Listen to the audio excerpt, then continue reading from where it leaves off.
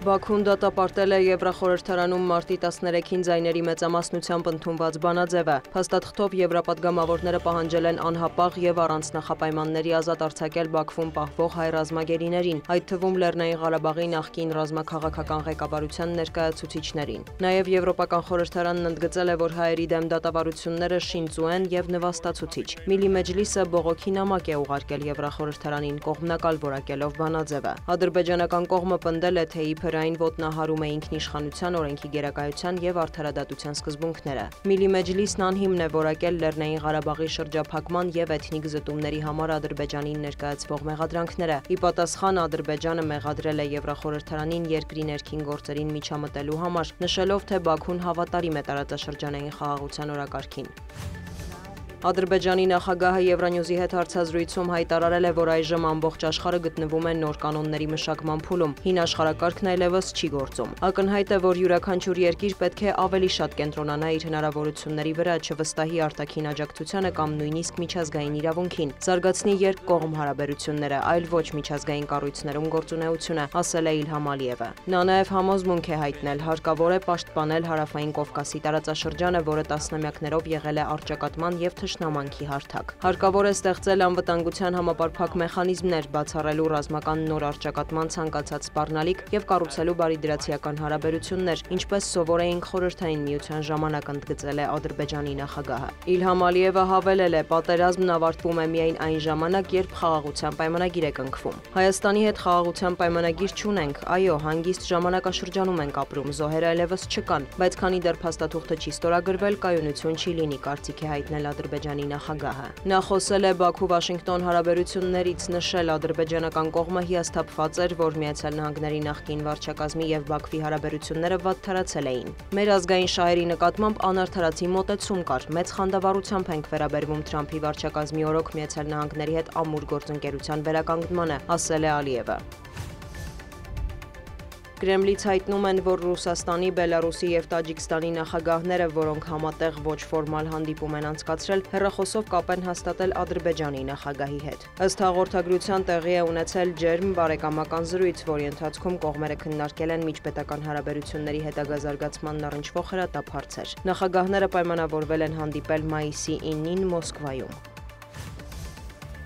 G7-ի հանդիպումից հետո ԱՄՆ պետքարտուղարը լրագրողների հետ զրույցում մեկնաբանել է Մոսկվայում ԱՄՆ նախագահի հատուկ բանագնաց Սթիվ Ուիտկոֆի եւ Ռուսաստանի նախագահի շփումը։ Մարկո Ռուբիոն նշել է, որ Ուիտկոֆը կզեկուցի հանդիպման արդյունքների մասին եւ համապատասխան որոշումներ կկայացվեն։ Զգուշավոր լավատեսության հիմքեր կան, բայց գիտակցում ենք, որ խճճված իրավիճակ է, ասել է պետքարտուղարը։ Նա հավելել է, Վաշինգտոնը չի պատրաստվում պնդել, որ Մոսկվան փորձում է ձգձգել Ուկրաինայի հարցով բանակցությունները։ Ավելին, այսօր ավելի լավ վիճակում ենք, քան մեկ շաբաթ առաջ, ասել է դիվանագետը։ Ռուբիոն նաև ընդգծել է, երբ ժամանակը գա, թե Ռուսաստանը, թե Ուկրաինան պետք է գնան զիջումների։ ԱՄՆ նախագահը եւս հայտնել է, որ Մոսկվայից լավ նորություններ կան։ Դոնալդ Թրամփն ընդունել է, Ռուսաստանը ռազմական առումով ուժեղ դիրքերում է։ Նա հույս է հայտնել, որ ռուսական կողմը լավ կվերաբերվի ուկրաինացի զինվորականներին։ Չնայած բանակցությունները բարդ են ընթանում, զգում եմ, որ Ռուսաստանը մեզ հետ գործարքի է գնալու։ Ուկրաինան սպասում է, ասել է Սպիտակ տան ղեկավարը, հավելել, հաջորդ շաբաթ հրադադարի մասին հնարավոր է ավելի շատ բան պարզ դառնա։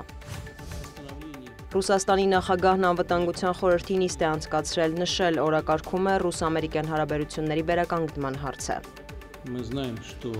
Գիտենք, որ ԱՄՆ նոր վարչակազմը նախագահ Թրամփի գլխավորությամբ անում է ամեն ինչ վերականգնելու գոնե այն, ինչ մնացել է ամերիկյան նախորդ վարչակազմի ոչնչացրածից։ Այս գործընթացը հեշտ չէ, բայց տեղից շարժվում ենք, ինչ վերաբերում է Կուրսկի մարզում արգելափակված ուկրաինացի զինվորականների կյանքը խնայելու պարոն Թրամփի ուղերձին։ Ուշադրություն ենք հրավիրում այն փաստի վրա, որ ուկրաինացի զինյալները բազմաթիվ հանցագործություններ են կատարել։ Դա որակում ենք որպես ահաբեկչություն, բայց եթե նրանք զենքը վայր դնեն եւ հանձնվեն, կերաշխավորենք արժանապատիվ վերաբերմունք։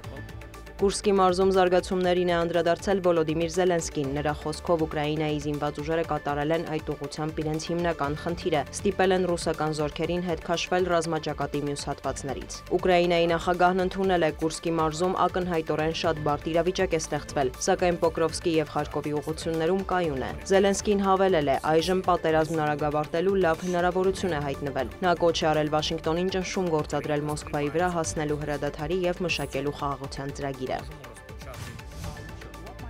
Վաշինգտոնն ամերիկյան զորքեր չի տեղակայելու Սիրիայում, սակայն դիվանագիտական եւ տնտեսական ճանապարհով շատ բան կարող է անել այնտեղ փոքրամասնություններին պաշտպանելու համար, հայտարարել է ԱՄՆ փոխնախագահը։ Ջեյդի Վենսը հավելել է, որ Վաշինգտոնը բանակցություններ է վարում իր դաշնակիցների հետ եւ աշխատում է կուլիսներում, որ Սիրիայի վարչակազմին դրդի պաշտպանելու քրիստոնյաների եւ այլ փոքրամասնությունների իրավունքները։ ԱՄՆ փոխնախագահի խոսքով այնինչ տեղի է ունեցել Սիրիայում փոքրամասնությունների հետ շատ վատ է։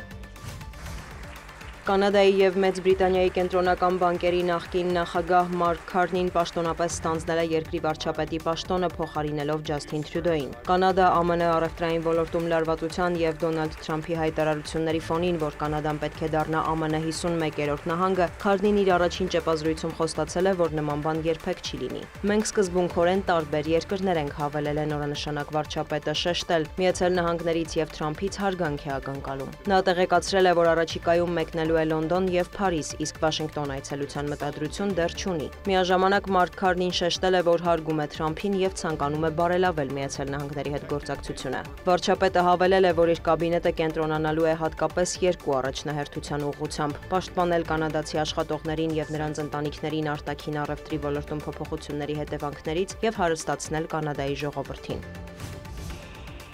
Սերբիայում ըստ տեղական ԶԼՄ-ների վերջին տասնամյակների ամենազանգվածային ցույցերն են, որոնց մասնակցում են 100 հազարավոր ցուցարարներ։ Լուրջ բախումներ չեն արձանագրվել, սակայն կան ձերբակալվածներ։ Բելգրադում մեքենան մխրճվել է ամբոխի մեջ, ինչի հետևանքով կան վիրավորներ։ Ակցիայի մասնակիցներն արգելափակել են պետական որոշ կառույցներ, նրանք պահանջում են հետաքննել անցած տարի նոյեմբերին Նովի Սադ քաղաքում տեղի ունեցած ողբերգությունը, որտեղ երկաթուղային կայարանի երեսկալի փլուզման հետևանքով 15 մարդ էր զոհվել։ Ցուցարարները ընդդիմադիր կուսակցությունները ողբերգության համար մեղադրում են Ալեքսանդր Վուչիչին, նշելով, որ նրա թիմն ի վիճակի չէ կառավարել երկիրը եւ պայքարել կոռուպցիայի դեմ։ Նրանք նաեւ պահանջում են նախագահի հրաժարականը։ Դիանա Գասպարյան, լուրեր։